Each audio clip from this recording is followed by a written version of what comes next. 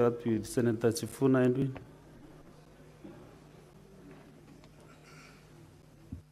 Thank you, Honourable Speaker. I'd like to comment on the statement that has been brought by the Honourable Catherine Muma on evictions in Old Ngara Estate.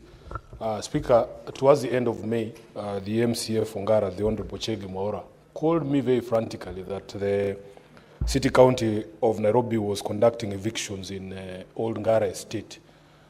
Speaker, we tried between the MCA and myself to intervene in this matter.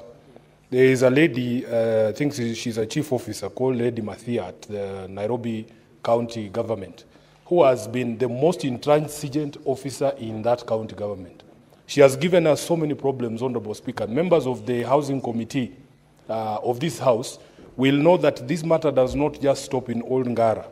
The residents of Woodley, Honourable Speaker, have faced the same spectre. And in fact, in the case of Woodley, people like Sam Gashago, the chairman there, have actually gone up to the court and obtained court orders. Honourable Speaker, there was a court order that was issued on the 9th of May, stopping those evictions in Woodley Estate. The chief officer has continued to disobey those court orders. Honourable Speaker, they are even using goons to evict people from Woodley and these other estates that we're talking about. There's a gentleman called Robert Kang'ethe, who's the owner of plot number 357 in Buruburu Riverbank Settlement Scheme. He's always in my office here because he similarly has a court order that was issued on 2021 requiring the housing department of the county government of Nairobi to revert ownership to his name because they had given an illegal allocation to somebody else. Honourable Speaker, the MCAs of Nairobi have done their bit.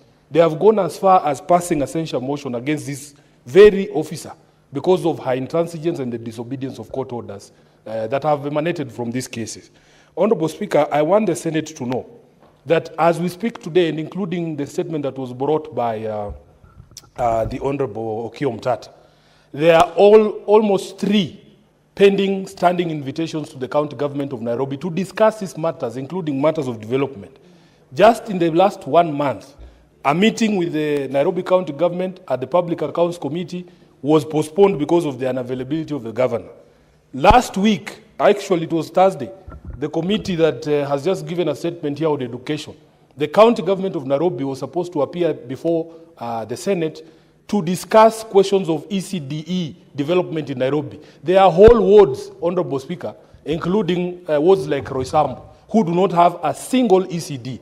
And I saw the members of the committee who had risen very early to come and listen to the issues, lamenting because the governor just did not appear. Then the devolution committee has invited the governor of Nairobi. We were going to discuss all issues of stalled projects in Nairobi.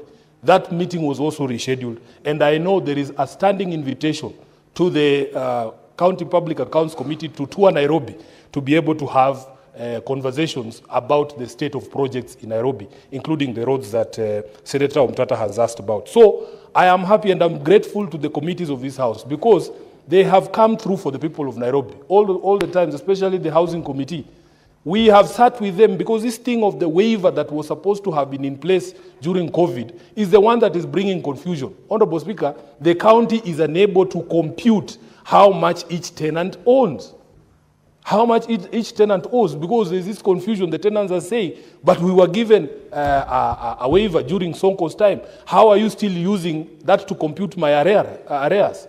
So I thank that the committees of this house, that we have made an attempt to bring order to Nairobi.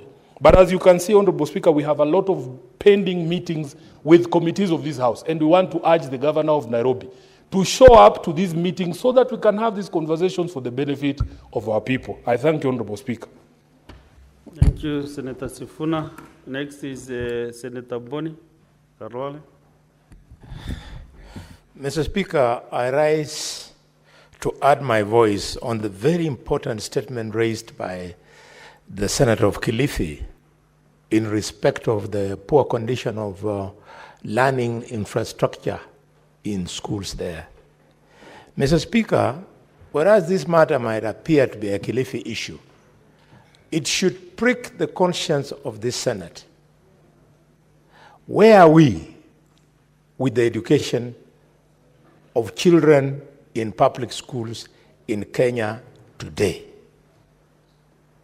The new system, competency-based curriculum / education, poses serious challenges in terms of affordability, in terms of, Mr. Speaker, availability of teachers, and in terms of lack of classrooms, Mr. Speaker. Mr. Speaker, this matter is so grave. And if you want to appreciate the damage we are causing this generation, just picture this. The Speaker of the Senate, Amason Kingi, came from a public school in Kilifi and ended up being the Speaker and a top lawyer in this country. The Senator of Tana River, Danson Mungatana, came from a public school and ended up being a senator and a top lawyer in this country. Not to mention, Mr. Speaker, the Senator of Kakamega, Dr. Boni Khalwale, came from a public school and I'm a top doctor in this country and a senator. Mr. Speaker, imagine the number of children we are locking out, the number of Kingis, the number of Khalwales, the number of Mungatanas, the number of all of you. We must get it right. Mr. Speaker, as I say this, all our public schools are encouraged by the good pronouncements from the government, namely rolling out decapitation money. That money, Mr. Speaker, is only in the headlines of newspapers. It is only in the beautiful speeches by the ministers. The money for decapitation, but for capitation, the money for capitation, Mr. Speaker, is not on the ground. It's a big challenge. And now we are being told we have 50,000 ghost learners. We have thousands, 33 ghost schools. Where is the government? How can the government allow rich people in Jogo House here collecting money in the name of schools that they own, because they own those schools on computers? We must refuse and call out these civil servants who are collecting money in the name of capitation. Finally, Mr. Speaker, something even more grave is happening in Kilifi. Some religious group is very generous, giving our children lunch, but with a condition that before you take my lunch, you must recite some prayer in some religious organization that I don't understand. Mr. Speaker, this is very sad that at this time of development in Kenya, our children have to eat conditionally based on the fact that they can recite the teachings of some religious organization. Mr. Speaker, I condemn this and I urge this House that we must get our education system in public schools right. Thank you, Mr. Speaker.